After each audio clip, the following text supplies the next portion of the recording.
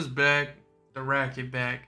Man, today I'm going to be talking about De'Aaron Fox trade destinations and a couple Bleacher Report trade ideas I've seen from, I believe, Zach Buckley was his name. Um, it is 2 o'clock in the morning, so if I sound groggy, it's because I am.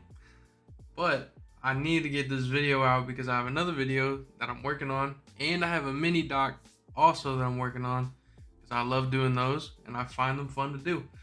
But here we go with some news, a little news update. Anyways, De'Aaron is currently averaging 25, 5, and 6 on 47% from the field and 32% from 3. A couple of days ago, it was confirmed that the Kings and De'Aaron Fox would like to part ways. I think it makes complete sense for De'Aaron to want out. I personally don't see the Kings making it far in the playoffs at all, so the writing is already on the wall. They had a good thing going with the Light the Beam era, but even in that era, they didn't make it far at all. Also, I did write down a script, if you couldn't tell already. But these are all my words. I just wrote it down because I'm tired. But I gotta do it. I gotta do it to do it. Don't shoot the messenger. Literally. I lost where I was. So, here are the trade destinations linked to De'Aaron and which one I believe to be the favorite. I would like to state that none of these trade ideas are mine. They're not. Just stuff I found on the internet. First up is Houston Rockets. The trade package would likely be Fred VanVleet, Reed Sheppard, and some picks. Reed Sheppard, promising young guard who definitely could have a bright future. Fred VanVleet, get that money, get it off the books, and then you get some picks. I don't remember what the picks were. Probably like a first and some seconds, because Reed Sheppard was drafted this year, so he basically counts as a first-round pick. But that's the Houston Rockets. I think I like the fit with De'Aaron Fox in Houston, but at the same time, like, the Rockets are doing so good right now that it just feels like adding De'Aaron would be great. Don't get me wrong, but it's like, you know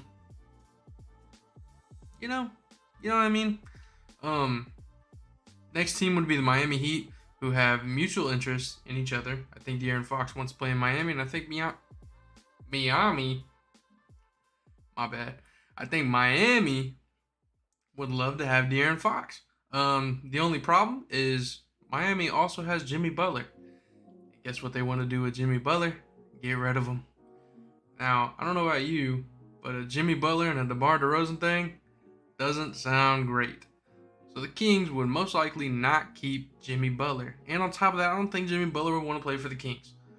So there would have to be a 3-team trade. And Jimmy wants to go to the Suns.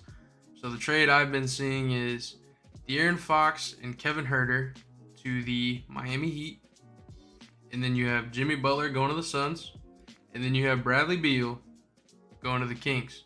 Personally, I don't love it. Not that, like, Bradley Beal's a bad player by any means. I think, he got that contract because he was good at basketball. Maybe his role on the Suns just isn't as prominent as he would like it to be. I think he would play good off of Sabonis. He can create his own shot, but still, that contract is awful. That contract is horrible. So if I'm the Kings, plus it has another year on it. If I'm the Kings, I'm good. I think I'm completely good. Next team is the Orlando Magic, which I find to be very intriguing. The package would most likely be De'Aaron for John Isaac, Goga Badati, and 2 firsts. That's what I've been seeing. That's what we're rolling with. I like the fit for him in Orlando as long as they have some floor spacers. I think that team would be super fun to watch.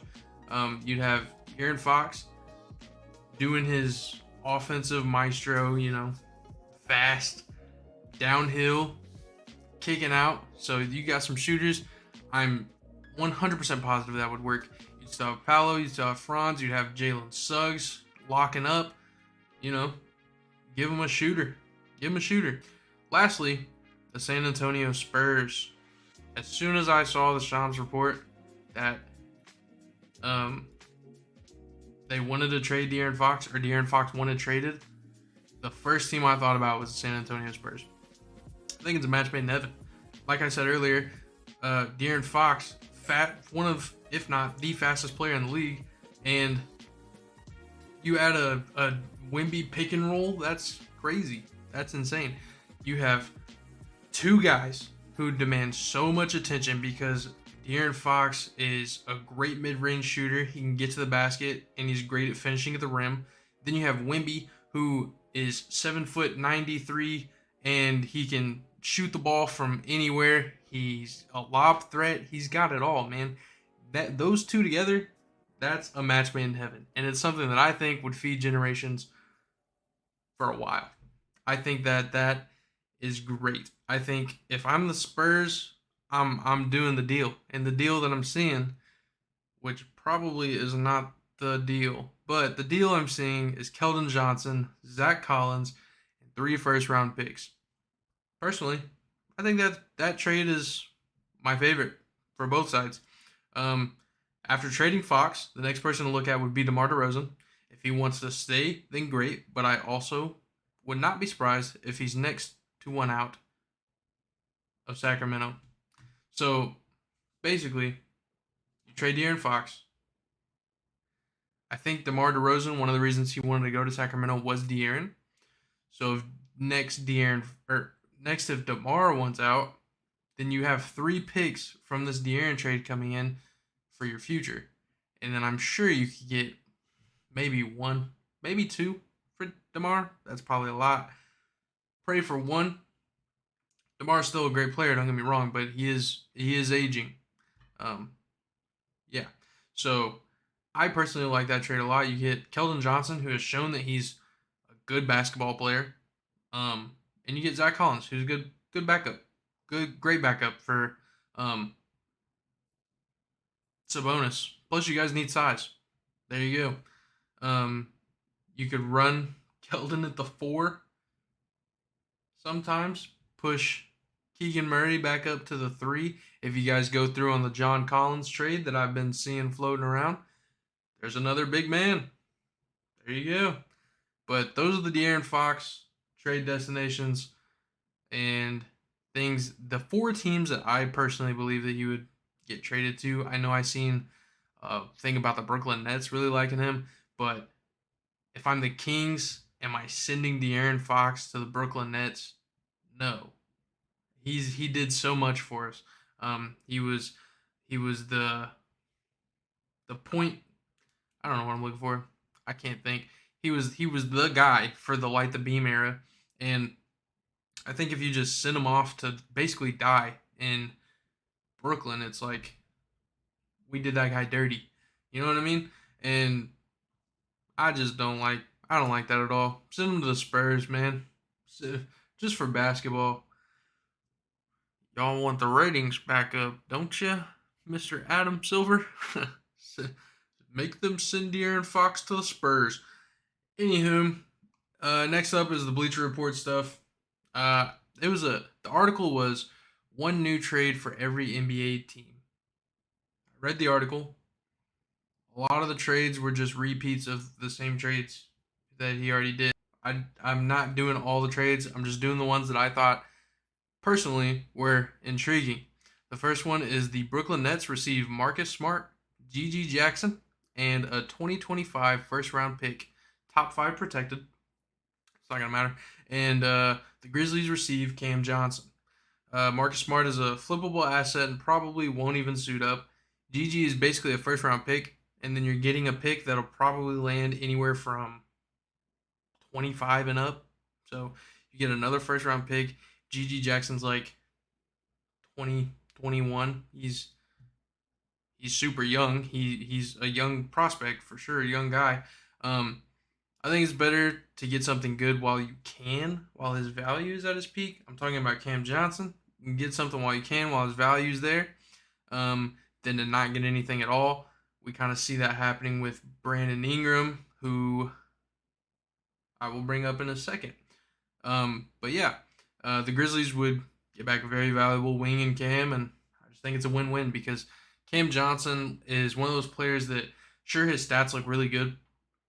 He's playing on the Brooklyn Nets. You know, next guy up is Nicholas Claxton, and then the next guy up is you know, oh, I forgot about Cam Thomas. My bad. My bad. That's my fault. But essentially, once he gets traded to another team, his numbers might not look that good. I saw a trade where he would be going to the Pacers. I like his fit on the Pacers, but I didn't like the trade. Um, because if his numbers drop, he's still a great 3 and D for sure. But if his offensive like numbers drop, then you know. But for a team like the Grizzlies, where you have Desmond Bain, Ja Morant, uh, uh, Jaren, he's fine. He could take that little bitty drop and still be good. Next trade up is the Detroit Pistons receive Brandon Ingram, and the New Orleans Pelicans receive Tim Hardaway Jr., Isaiah Stewart, a 2025 second round pick via Toronto, and a 2027 second round pick via Brooklyn or Dallas. I like the fit of BI alongside Cade. Brings in another ball handler, takes some of the weight off of Cade's shoulders, and he's a guy that can create his own shot. Bi will probably no will definitely be walking after the season's over. After the season is over, so trade him. Essentially, you've waited so long to trade Brandon Ingram that his value is nothing. It's nothing. And I'm not saying Tim Hardaway Jr. and Beef Stew aren't great players. I think Beef Stew's could be argued, undervalued. But he ain't Brandon Ingram. You know what I mean? And I just feel like you guys waited so long to search for anything or to accept anything that this is what you're going to get. You're going to get second round picks. I don't know if anybody's giving you a first unless they're because Brandon Ingram is injury prone, unfortunately. And I like Brandon Ingram a lot.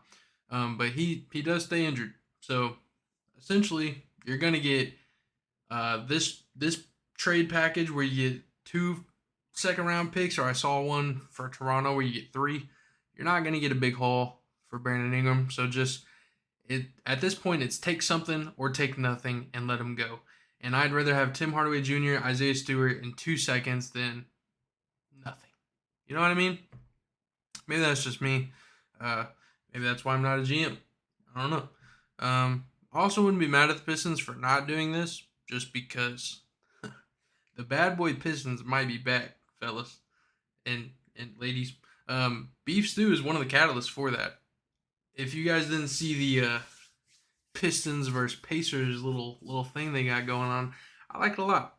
And that's a topic, I think that's good for basketball. I think rivalries in every sport are good, right? I think a physical rivalry in the NBA is perfectly fine. As long as nobody's getting hurt, brother, go out there and hit them with a little shoulder every once in a while. Just don't hurt anybody. Get physical. It's good for the game. I think it's great for the game as long as nobody's getting hurt. That's the big thing. As long as nobody's getting hurt, we're good. Plus, Pacers have James Johnson on their bench. He's a black belt. I personally wouldn't fight him. I wouldn't fight any NBA player, but definitely not James Johnson. And then, Beef Stew, I've never looked into Beef Stew. I don't know if he can fight, but he definitely gives off that, like, he'll have you up. You know what I mean? Anyways, that's the video. That's all I got.